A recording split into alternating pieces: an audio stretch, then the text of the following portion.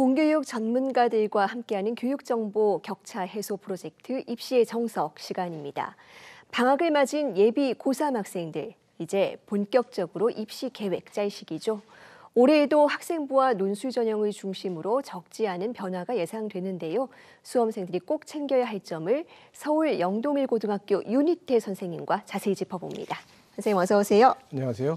네, 먼저 이 학생부 교과 전형부터 보겠습니다. 그동안에도 학생들이 상대적으로 변수가 적고 이 안정적으로 준비할 수 있는 전형이다. 이렇게 여겨왔는데 올해는 어떻습니까?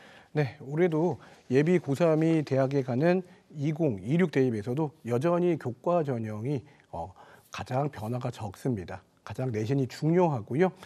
2026 시행 계획으로 확인할 수 있는 가장 큰 변화는 서울 소재 상위권 대학들의 교과 전형에서 모두 수능 최저 학력 기준을 반영한다는 점입니다. 수능 최저 학력 기준이 없는 건국대와 동국대를 제외한 대부분의 서울 소재 상위권 대학들이 교과 전형에서 수능 최저 학력 기준을 반영합니다. 작년까지 수능 최저 학력 기준이 없었던 이화여대가 2026 대입부터 2개 영역 합 5등급 이내에 수능 최저 학력 기준을 신설하였습니다. 교과 전형에서 서울 소재 상위권 대학들을 생각하는 학생들은 꼭 이번 방학에 수능 최저 학력 기준 충족을 위해서 노력하는 것이 필요합니다. 네, 교과 전형에서는 수능 최저 학력 기준이 좀 중요해졌다라는 변화를 짚어볼 수 있겠고요. 그렇다면 학생부 종합 전형은 어떤 변화가 예상되나요? 네, 2025 대입에서는 급하게 무전공 모집 단위들을 추가시키면서 대부분의 대학들이 이 무전공 모집 단위의 선발을 교과, 논술 또는 수능 위주의 정시 전형으로 배치시킨 경향이 있습니다. 하지만 2026 대입부터는 종합 전형으로도 이 무전공 모집 단위들을 선발할 예정입니다. 특히 무전공 모집 단위의 평가 기준 변화가 주목할 부분입니다. 기존의 종합 전형의 평가 기준 중 학업 역량, 진로 역량, 공동체 역량 이 세 가지가 핵심이었는데 무전공 모집 단위의 모집 단위 같은 경우는 무전공이란 특성상 진로 역량을 빼버리고 성장 역량, 자기주도 역량 등으로 새롭게 평가 기준을 추가했습니다. 결국은 일반 학과와 무전공 모집 단위의 평가 기준에 차이가 생긴 거죠. 따라서 학교 생활 기록부에 나타난 진로 역량이 좀 약하다고 생각하는 학생들도 종합 전형의 무전공 모집 단위를 지원하는 것은 가능합니다. 진로 역량이 약하다고 종합 전형을 포기하기보다는 종합 전형에서 무전공 모집 단위를 선발하는 대학을 적극적으로 찾아보는 게 필요합니다. 또한 아직 몇몇 학교는 작년에 나온 2026 시행 계획에 무전공 모집 단위를 반영하지 않은 학교도 있습니다. 올해 나오는 2026 수시 요강을 꼭 확인하는 게 필요합니다.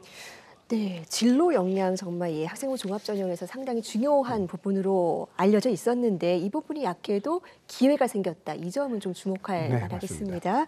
자, 학생부 중심 전형에서는 또 이 특별한 자격 기준으로 뽑는 특별 전형도 있는데요. 여기서는 또 어떤 점을 주의해야 될까요? 네, 지원자들의 특별한 자격이 요구되어지는 특별 전형의 경우 주로 수시에서 선발합니다. 수시에서 전체 특별 전형 모집 인원의 약 90%를 선발할 정도로 수시 치중이 좀 큰 편이고요. 수시에서도 특히 교과 전형과 종합 전형에서 대부분의 인원을 선발합니다. 특별 전형에 해당되는 자격을 모르는 경우가 많아서 좀 자세히 설명을 드리면요. 고등교육법에서 지정한 자격 기준과 그다음에 대학 자체적으로 정하는 기준이 있습니다. 법으로 규정된 기준은 기초생활수급자 등의 경제적 사유, 농어촌 학생, 장애인 등의 대상자, 특성화고 졸업 및 재직자, 국가보훈 대상자, 서해 5도 학생, 북한 이탈 주민, 만학도 등이 있습니다. 그리고 대학이 자체적으로 정한 기준은 특정직 공무원 자녀, 다문화 가정 자녀, 다자녀 가정, 그다음에 검정고시 출신자, 대안학교 출신자 등이 있습니다. 대학 자체의 기준에 따른 특별 전형의 경우에는 모든 대학들이 선발하지는 않습니다. 요약하자면 기초생활수급자 전형은 모든 학교에 다 있고 그리고 다자녀 전형은 모든 학교에 있는 것은 아니다라고 생각하시면 됩니다. 또한 이 특별 전형의 경우에는 입결이 공개되지 않은 경우가 많기 때문에 모집 인원도 적고 이런 경우에는 사실은 합격생들의 성적 편차도 매우 큰 편입니다. 따라서 불확실성이 큰 특별 전형의 수시 6개의 카드를 모두 다 쓰는 것보다는 일반 전형과 특별 전형을 적절히 배분해서 쓰는 것이 합격의 성공률을 높이는 방법입니다. 또한 학교에서 상담하실 때 상담 전에 저는 특별 전형에 해당됩니다라고 먼저 이야기하시면 상담이 좀 더 수월할 수 있습니다. 네, 이 논술 전형은 최근에 도입하는 대학이 조금씩 늘고 있는 것 같더라고요. 올해는 어떻습니까? 네, 2024년부터 꾸준히 증가를 했고요. 이제 2024 대입에서 동덕여대 등 4개의 대학이 논술 전형을 신설했고요. 작년인 2025 대입에서도 고려대 등 4개의 대학이 논술 전형을 신설했습니다. 2026 대입에서는 강남대, 국민대가 논술 전형을 신설합니다. 2년 사이에 모집 인원도 약 1,300명가량 많이 증가를 했습니다. 논술 같은 경우는 크게 2가지 유형으로 나누어지는데요. 우선 서울 소재 상위권 대학에서 주로 시행하는 언어 논술과 수리 논술 같은 경우에는 범위도 넓고 단기간에 준비가 어려운 특징을 가지고 있습니다. 이번 겨울방학부터 논술고사 대비를 하는 것이 좋습니다.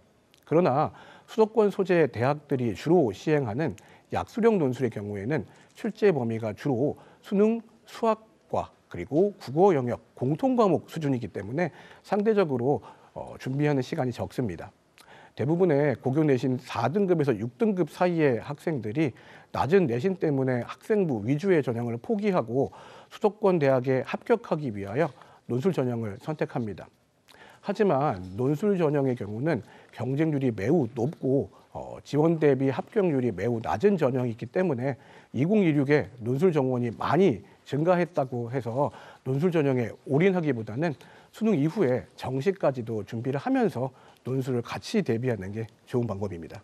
네, 이 수시 모집에서는 뭐 전반적으로 교과 성적, 그러니까 이 내신이 좀 중요한 편인데 사실 이게 뭐 3년간의 레이스이고 뭐 한두 번은 실수할 수도 있고요. 내신이 좀 부족한 학생들도 있을 수 있지 않습니까? 극복할 만한 방법이 없을까요? 네, 보통 고등학교 학생들은 내신이 전부라고 생각하는 경향이 많습니다. 네. 하지만 대입 전형에서는 내신을 극복할 수 있는 다양한 방법들이 있습니다. 우선 대입 전형에서 고교 내신 성적 이외에 다른 전형 요소가 들어가는 전형들을 찾아보는 것을 적극적으로 추천드립니다. 교과 백인 전형보다는 수능 최저 학력 기준이나 면접 등 대학별 고사가 있는 전형들을 선택하면 낮은 내신에도 충분히 합격을 할 수 있는 가능성이 있습니다. 특히 수능 최저 학력 기준 같은 경우에는 종합전형에서는 내신 이외에도 합격에 영향을 주는 요소들이 상당히 많죠. 왜냐하면은 학생부 기록도 있고요. 또 수능 최저 학력 기준도 있기 때문에 내신의 영향력을 더 낮출 수도 있습니다. 여기다가 만약에 면접까지 본다라고 한다면은 내신의 영향력은 더 낮아집니다. 내신 이외에 학생부 기록, 수능 최저 학력 기준의 충족, 면접 능력 이런 것들이 낮은 내신을 극복할 수 있는 좋은 방법이 될 수 있습니다. 네, 수험생들 끝까지 포기하지 말고 약점을 얼마든지 극복할 수 있는 방법이 있다는 점도 기억을 해주시면 좋겠습니다.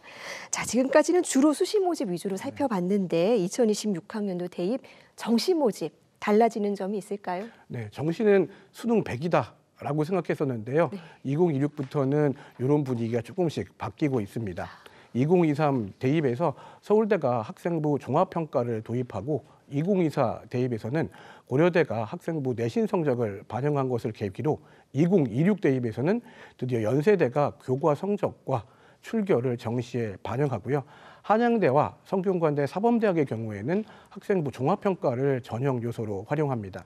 이렇게 몇몇 최상위권 대학들이 정시 수능 위주의 전형에서도 학생부의 요소들을 반영하고 있기 때문에 예전처럼 학교 생활을 포기하고 수능에만 올인하는 전략은 좋은 전략이 아닙니다.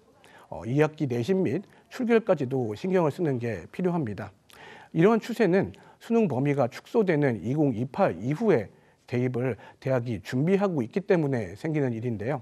따라서 현재 있는 예비 고3뿐만 아니라 대입 개편 이후의 세대인 예비 고1들까지도 정시 준비한다고 하더라도 학생부 관리는 필수적인 부분입니다.